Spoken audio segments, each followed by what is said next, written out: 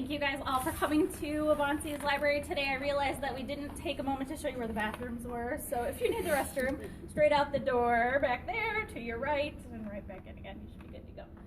And other than that, just enjoy yourself today. And like I said, move things around, make yourself comfortable. Our home is your home. So my TED Talk today is called We're So Much Cooler Online. And if you are familiar at all with country music, Brad Paisley had a song, gosh, it was probably a dozen years ago already, called I'm So Much Cooler Online. And in the music video, Jason Alexander, who plays George on Seinfeld, is this guy sitting at home on a computer making a MySpace profile about how amazing he is and how tall, dark, and handsome and rich he is. And in reality, he's just this big nerd who likes to say, I'm so much cooler online. And for whatever reason, that lyric has continued to just repeat itself in my head the last few weeks. And so I've done a lot of reflecting, like, why does this phrase keep coming out of my mouth? So let me take you back a little bit. This is a Valentine's box. For those of you who are in elementary school, you probably recognize the Valentine's mailbox. The purpose is for kids to share Valentines with each other during the Valentine party. They all go in the mailbox and then they come home with the kid. So last year my son was in 3rd grade, and this was the first time that we were told that we had to make a mailbox at home. Before that, it was always like a brown paper lunch bag and some markers, and everybody was happy. But in 3rd grade, you're going to make your own mailbox, and then we're going to have a contest to see who has the best mailbox in the class. And so my son was excited. We went to the craft store. We got some cute little stickers and some colorful paper, and he made a very simple mailbox that looked a lot like this. And when he left for school that morning, he was incredibly proud to bring his box to school. But when he got home that afternoon, he had a very different attitude about his mailbox. He said, Mom, my mailbox stinks. Nobody voted for my mailbox. Nobody liked it. I said, really? Why is that? Everybody had a better mailbox than me. So kind of, chalked it up to just him being grumpy for not winning. And after he went to bed that night, I jumped on Facebook and I started to see things like this being posted by the mothers in my neighborhood. Now that the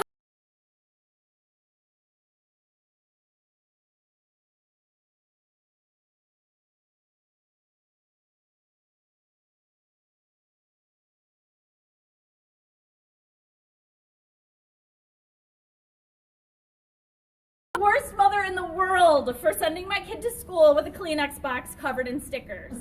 And so I was like dumbfounded. I thought, what is this? This is ridiculous. How did I not know this? I'm failing as a mother. And so I start doing some Google searching for Valentine mailboxes, and there are literally like blogs and Pinterest boards, like all dedicated to this stuff. And I just thought, what are we doing? Like 9-year-olds didn't make these things. What are we doing? So I did some reflecting, and I had this moment where I had to go to my kid and say, look, buddy, some moms want to be the cool mom, and your mom's not one of them. And by the way, Pinterest sucks. So I'm sorry you had to go to school with that box. And if you want to make a cool box next year, let me know how I can help you. But then I started doing some reflecting. Why do we do this? Why do we create these masterpieces, these impossible to live up to standards, and put them out there on the internet? And I have to say I'm guilty of it too. This is a picture of my husband Greg. We've been married for 11 years, and my 2 daughters Lily and Alice, who are in 1st grade and kindergarten. And just a few weeks ago they went to the daddy-daughter dance, and we got this picture before they left. And this was the picture I shared with friends and family through Facebook. And of course all the grandmas oohed and awed and, oh, they look so cute. But for this presentation, I went to look for this picture, and I thought, yeah, this is the one I put on Facebook, but nobody saw this one where Dad's eyes were closed, or this one where Lily's mouth was wide open. I didn't bother to share the picture where no one's looking at the camera, or where everybody's a total hot mess. And I realized, well, yeah, when I'm in control of what I post, my family looks a heck of a lot cuter online than they sometimes look in real life. And it's not just my daughter. This is my son. He likes to steal my phone. He's in 4th grade now, 9 years old. And he will take a million selfies on my phone, and then I go to, open up my camera, and I'm like, what are all these hundreds of pictures? But I might share a cute selfie like this with friends and family. But ones like these that I find on my phone, I'll usually laugh at, but keep to myself. And the truth is, my son is much less dorky online than he is in real life. And it's not just the way that we present ourselves as people. This was a vacation that we took this summer. We got to ride on a pontoon boat on Lake Erie. It was a gorgeous day. Like, who wouldn't be jealous of this picture, right? But what I didn't share was that midday the wind shifted and we ended up on a freezing cold boat ride home where the wind was whipping and the kids were crying and we couldn't get to shore fast enough. And the truth is, sometimes our life experiences are so much prettier online.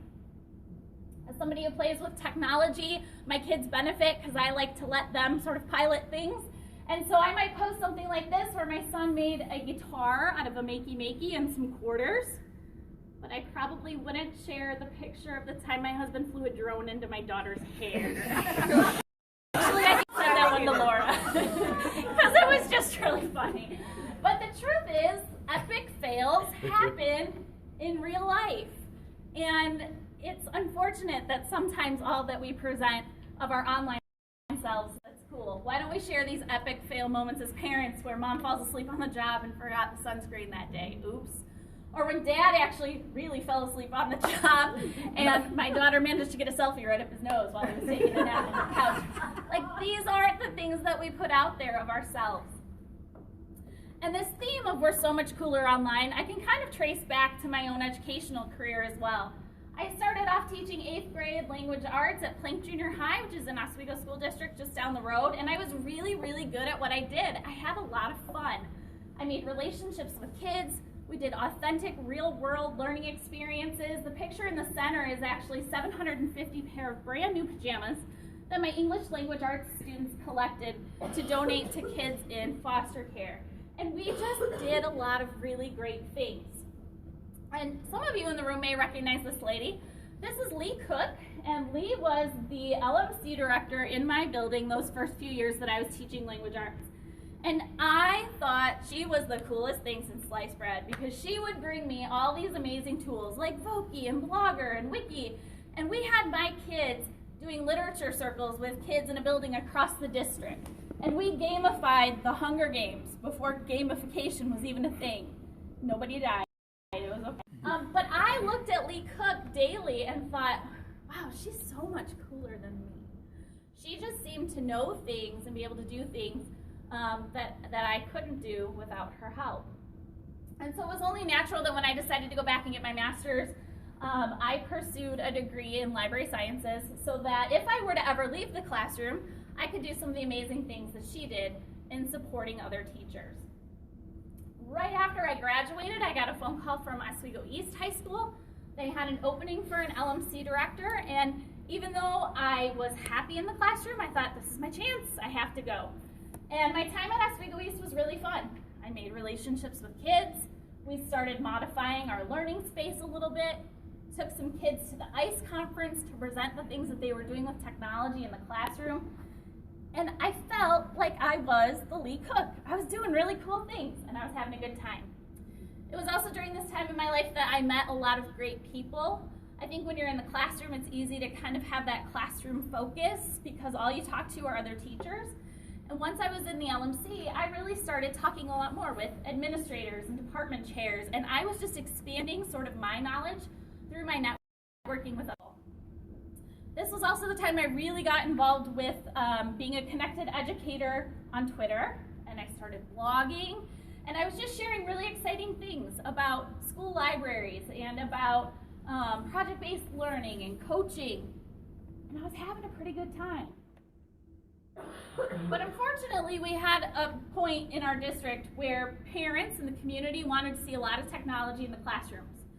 And the district really just wasn't ready to move forward. PTAs were taking it upon themselves to raise money, purchase technology, and hand it over to schools.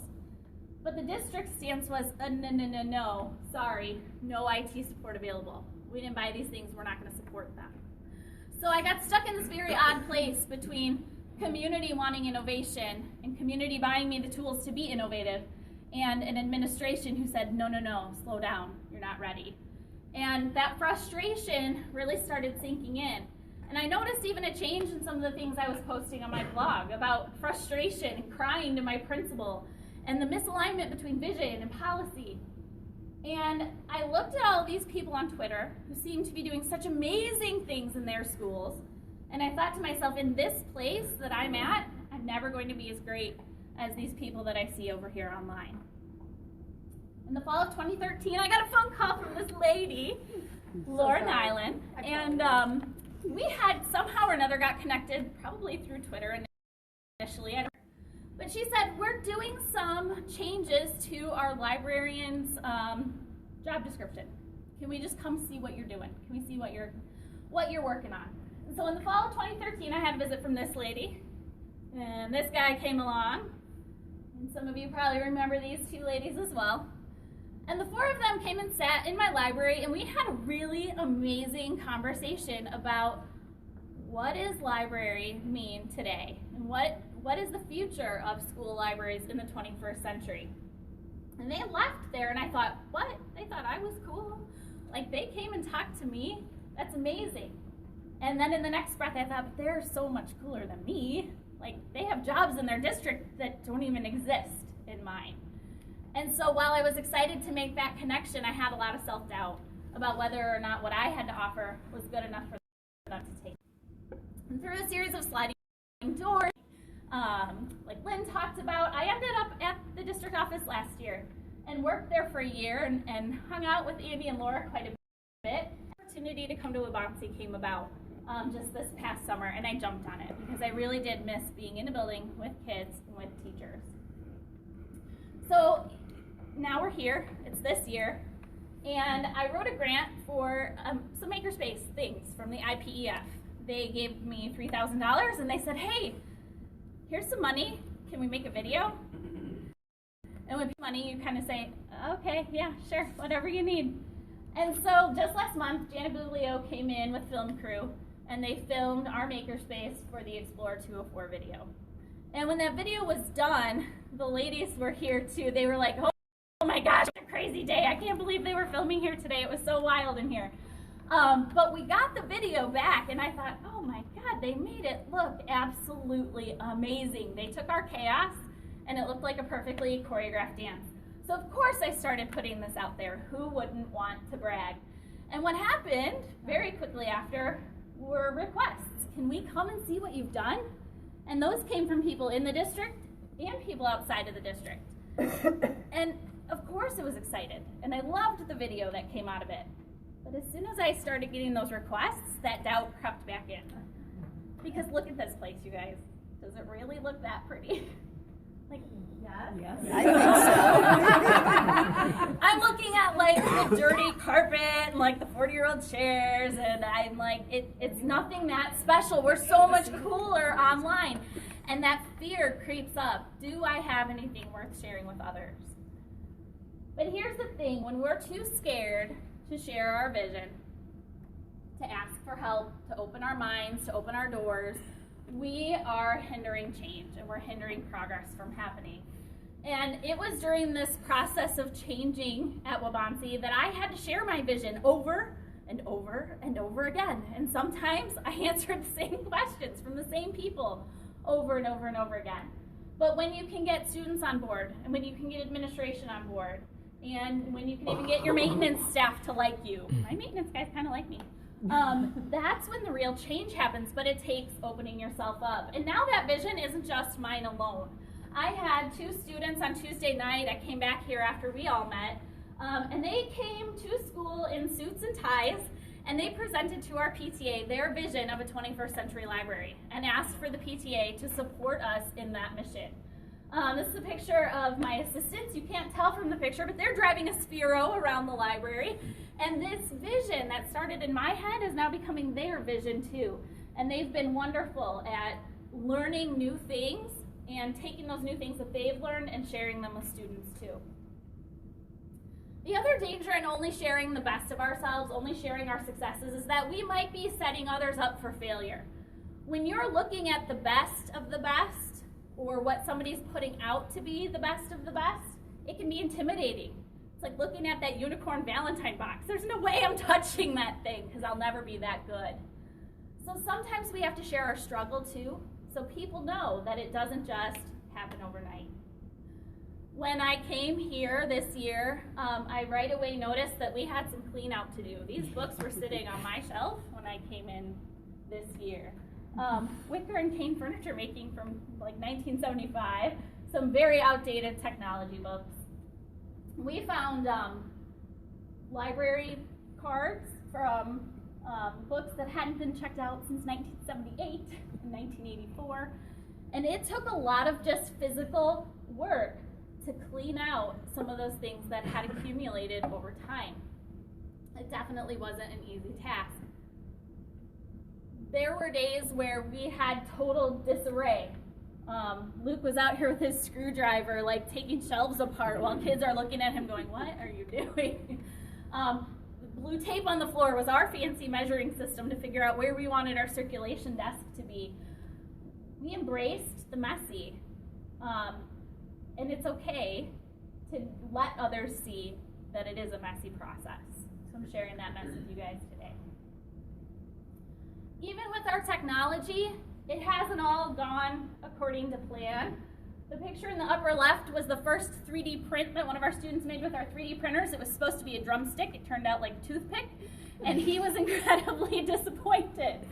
The picture on the right, the Spheros can be great to teach kids how to code, but when you have teenage boys that learn they can drive it like a race car, they turn out the lights and play glow-in-the-dark tag for a day. And even my principal, who was going to be the first one to make a cup of coffee in our coffee machine, struggled with my instructions and couldn't quite figure out how to make the machine work.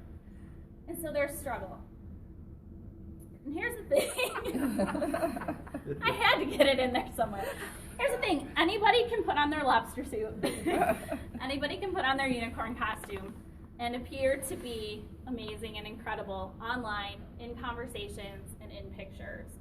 But in the end, it's when we strip off those things and we're just ourselves that we can all really grow together. So the lessons that I've carried with me throughout my time is that there is messy, difficult work to be had. And every success story that you see, there has been struggle leading up to that. And that struggle is a good thing.